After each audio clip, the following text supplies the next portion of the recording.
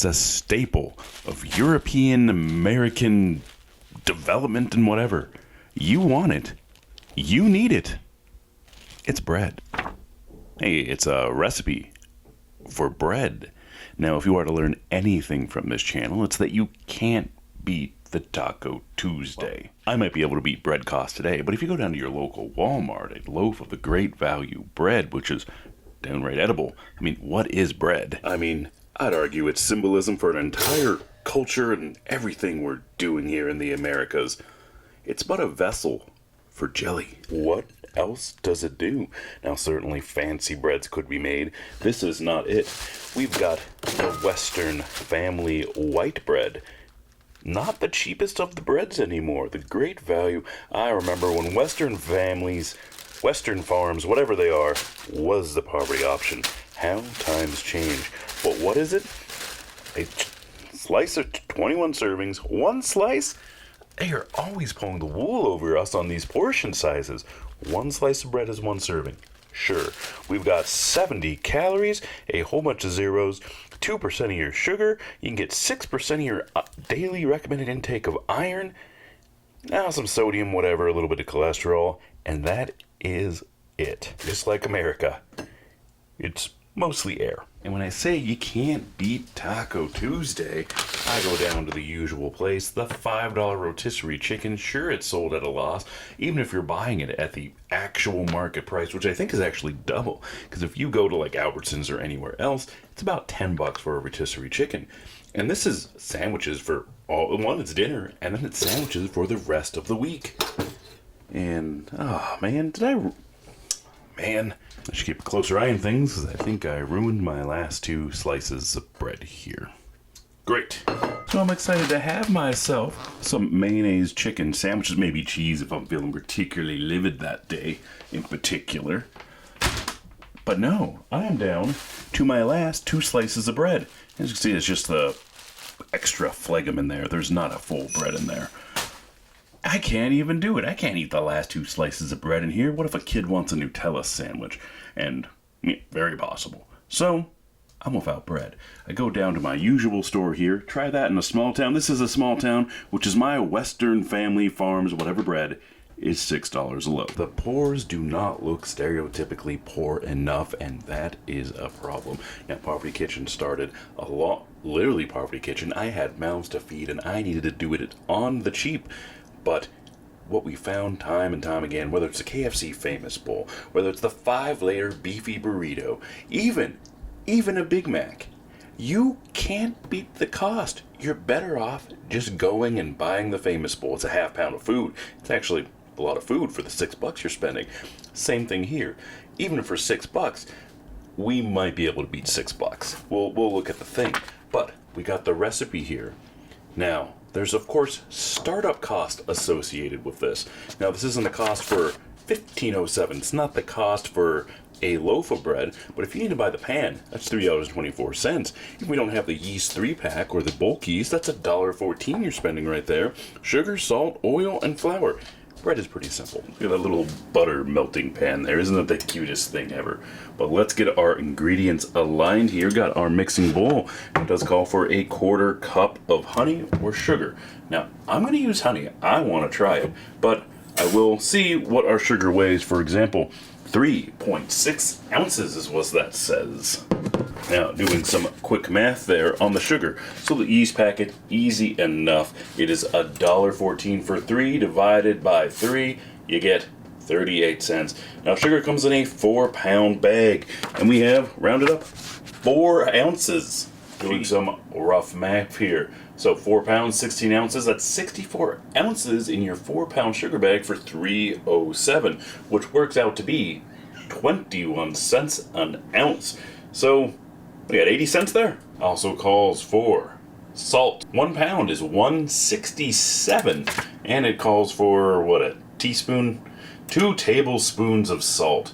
How do we even math that out of a 1 pound salt thing?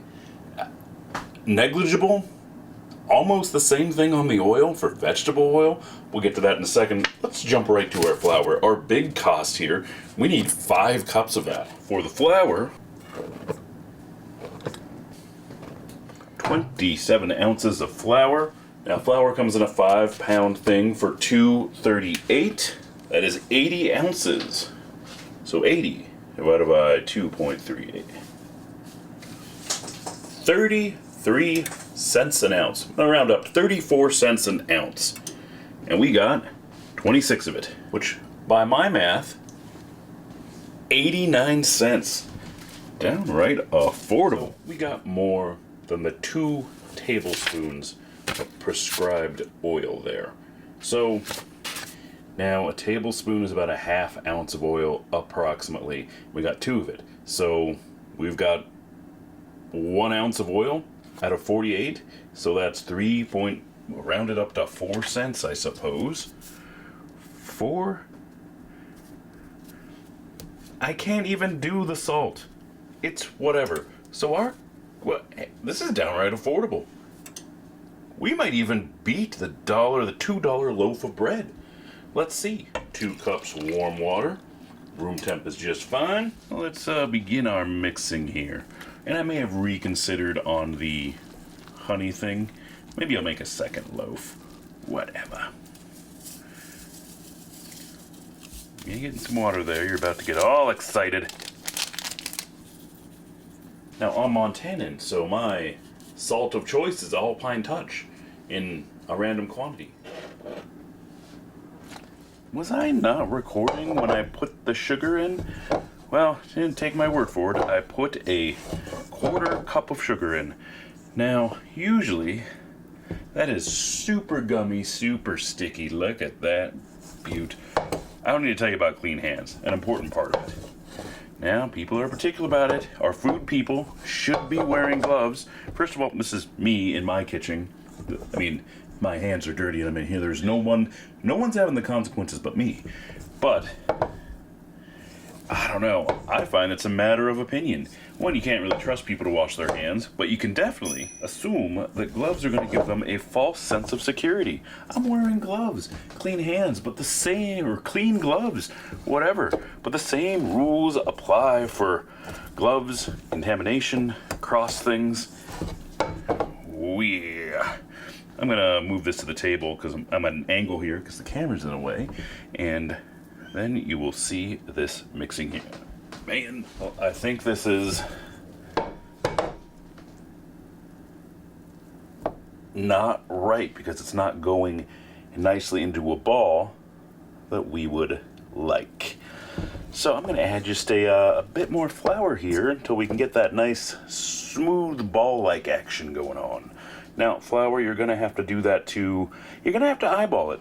It did say 4 to 5.5 cups of butter, which is kind of a big range. We went 5, so within the recipe guideline specifications, we could do another half cup of flour. I got a cup of flour here, so we can go over the recipe. Let's do it.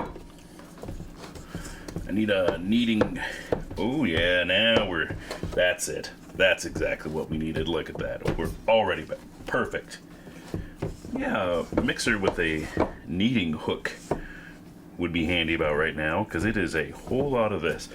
Wow, that little bit of flour made all the difference. Not even a half cup. So, like I said, well within recipe specs here. Let's get in here.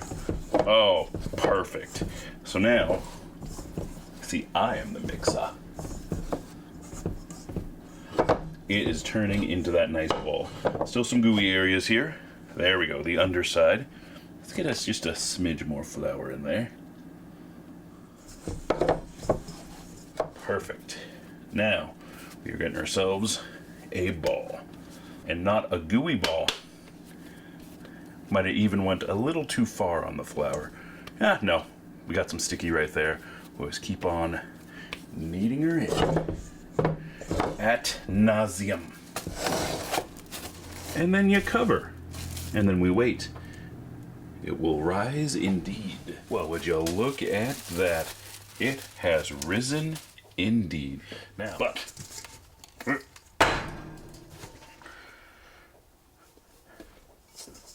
sticky. Well, this should make about 2 What am I doing? These things do not belong in the kitchen. Gross. You sanitizing your watches? Nobody is sanitizing their watches. Move that around. We're using it as a duster. Now, quite honestly, you can just toss this in the pan and it'd probably be good right now. We're going for extra credit here. Would you just stay over there? I want to make they'll go for square. And then we roll it, and you get a loaf similar to that. Pan, we're gonna get 2 different loaves here. Let's get that working. Rinse and repeat. Now, for the cast iron pan, you need oil if you ever want it to come out. Other byproducts, a little bit of water in there. While the oven while the oven preheats, we'll just let that kind of sit here, and one final chance to rise again. Rise up from your grave. And this is it's not a convection oven, it is a forced air oven. So there's a vent up here. When you're using the bake feature of the oven, air inevitably gets up here. And so this becomes a hotter area, 90 degrees or so. And so we got a best chance of our final rise here. Well, here we are with fancy forced air ovens and whatnot. You'd think we're putting it on video, you would have the decency to clean it. No, we're not doing that. I'm not going to reset the camera to do this shot, because above all, we're honest. Oven warm. Let's toss her in here. There's nothing quite like utilizing your oven on a cold day. Beautiful. About 30 minutes. Well, I already know what's happening here. And the thing that's happening is, I should have let it rise more before putting her in. Life advice there.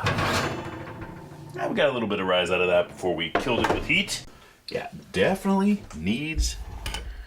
Should have been left sitting on the oven for a little bit longer. We would have filled this out nicely. Now, looking back, mistakes were made. You're supposed to let it rise. Put it in rise. One, do not over rise in your pan. That's also where I did the thing, because it was sitting in the mixing bowl for about 3 hours, which is too long. It got all the rise out of it before I even put it in the pan. So we got very little rise when we're in the pan, so we're not getting a traditional loaf. We are getting, well, this is nice. Look at this. Look at this. Oh, this is still good.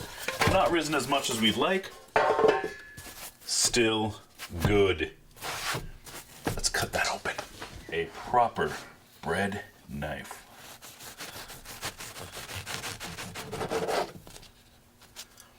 Oh, look at that. That is moist. It feels moist.